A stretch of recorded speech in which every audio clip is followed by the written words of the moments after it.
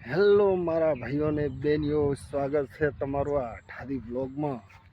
અને આપણે આવા કોમેડીવાળા બ્લોગ લાવતા રહીશું ને તમે જોતા રહેશો, મજા પડી જશે એવા બ્લોગ લાવીશ. અને આપણા કણ જૂઠું જરાય ચાલવાનું નથી. આપણે જે છે એ હકીકત કહેવાના છે ને જે ઘરની પરિસ્થિતિ છે એ જ કહેવાના છે. તો મિત્રો, જો તમને આ વિડીયો ગમે તો મારી ચેનલને સબસ્ક્રાઈબ કરી દો અને વિડીયોને લાઈક કરી દો અને વધારેમાં વધારે શેર કરી દો અને તમને સારું લાગે તો સપોર્ટ કરો. મિત્રો, આપણે હવે શરૂઆત કરીએ આપણા ઘરથી. તમને જે હકીકત હશે એ જણાવીશું. અને તો મિત્રો, તમને જો વિડીયો ગમે ને કોમેડી લાગે ને તો તમે મને સપોર્ટ કરજો. પહેલાં મિત્રો, આ છે આપણું ઘર, જોઈ લો તમે.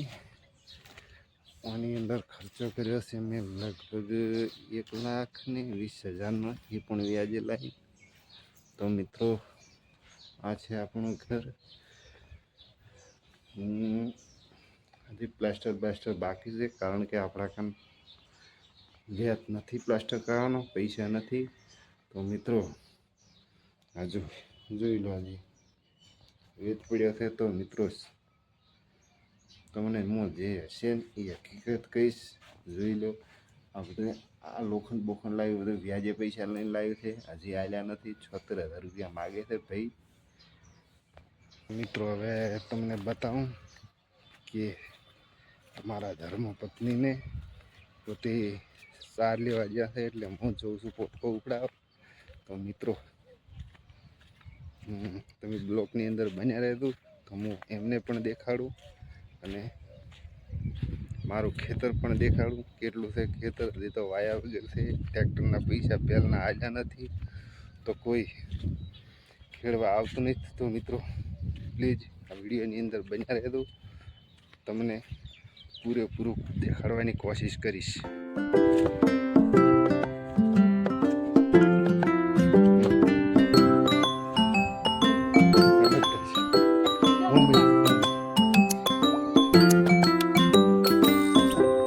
તો મિત્રો, આપણે આ જો પલાવમાં હાંકીને મેલ્યા છે, એ પણ બાકી હકાયા છે.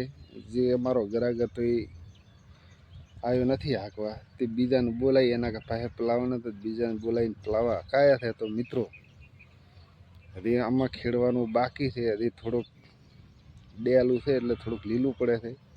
પાછા વળી કોક પાસેથી વ્યાજે 2,000 રૂપિયા લાવી અને જાહેર કરવી છે.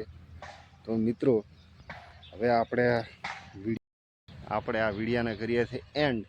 જો તમને આ વિડીયો મારો ગમે તો તમે વિડીયાને લાઈક કરી દો, ચેનલને સબસ્ક્રાઈબ કરી દો, બને એટલો શેર કરી દો. અને આવા નવા વિડીયા તમને કાયમ માટે જોવા મળશે. તો કૃપા કરીને થોડોક સપોર્ટ કરી દો. બીજું તો હવે વધારે મારાથી તમને કોઈ કહેવાય નહીં, કારણ કે તમને ગમશે તો સપોર્ટ કરશો, નહીં ગમે તો તમારી મરજી. બાકી જય માતાજી, જય શ્રી કૃષ્ણ, જય શ્રી રામ, જય ભારત.